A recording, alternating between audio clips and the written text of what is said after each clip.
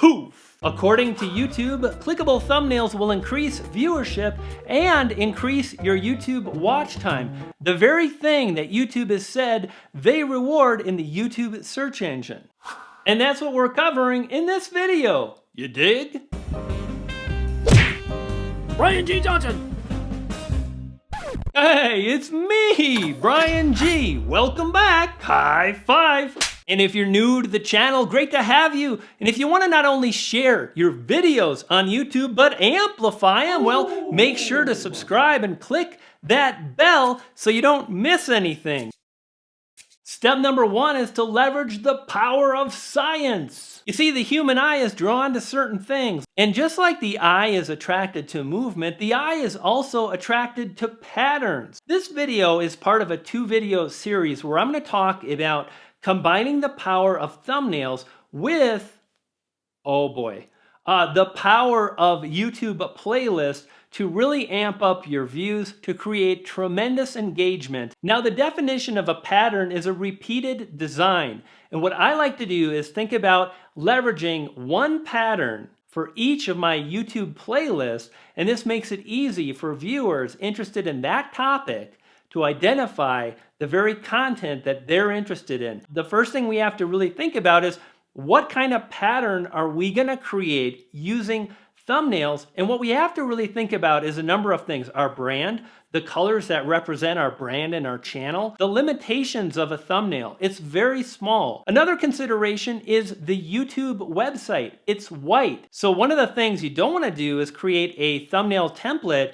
based on a white background pattern. And the reason why they don't pop on the screen. Step number 2 is to create a YouTube thumbnail template that is different and unique to your channel and your brand.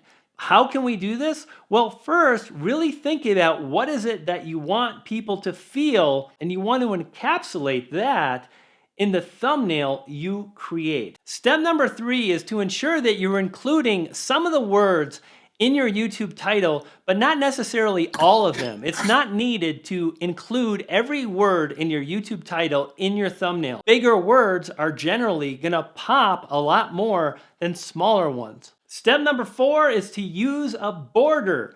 And one of the things we're gonna revisit often is contrasting colors. So the color of your border should contrast to the color of the background of your thumbnail. So for example, if you're outside and there's a lot of blue sky, you might consider using a white border because that white will contrast and pop against the blue sky background. Step number 5 is to leverage the power of branded thumbnails. You can do this by crafting an element in your thumbnail design that is consistent and unique across every single video thumbnail you create. I do this by including my own logo. Some of the things I've seen people do is create a sidebar that is one color and then they write in their channel name. This helps to create consistency in suggested videos.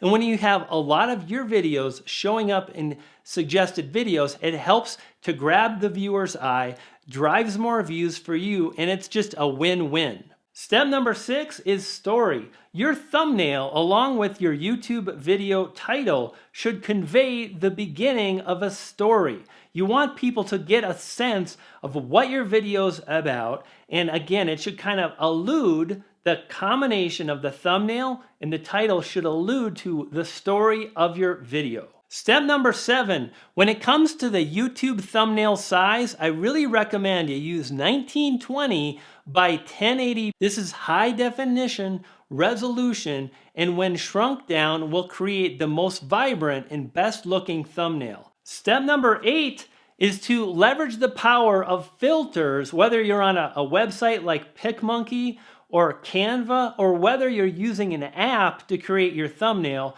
There are filters that will increase the contrasting colors in your thumbnail or the saturation. Playing with these can have a positive impact on just that pop factor. Step number 9 is to leverage the power of emotion or intrigue. You want to tell a story. That was step number 7. Now you really want to identify something that's emotionally sad Positive, happy emotion pulls people in and drives views. I see PewDiePie doing this all the time with his videos. He gets sad, the music changes, it's exciting, and people watch and he's rewarded. I usually go for intrigue. I'm doing things like this in my thumbnails or this. I might even use this because it's different. Step number 10, did you know that YouTube recommends that you use a face in your video? And furthermore, did you know that YouTube recommends you this is where you want to focus, above the shoulders, the face. And furthermore, YouTube recommends that you sharpen the face to really draw attention to the eyes.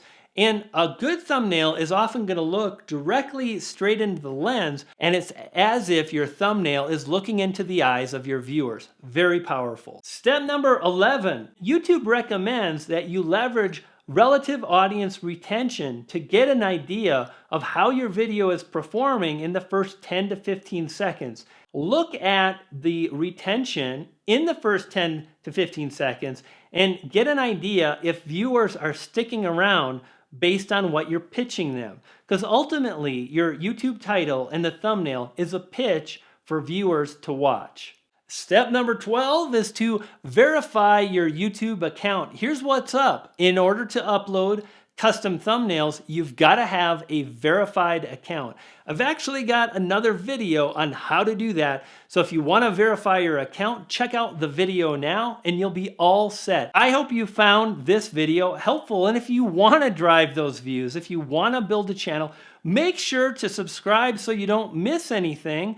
And I'll see you on the next video. See you next time. Poof. Pixie dust.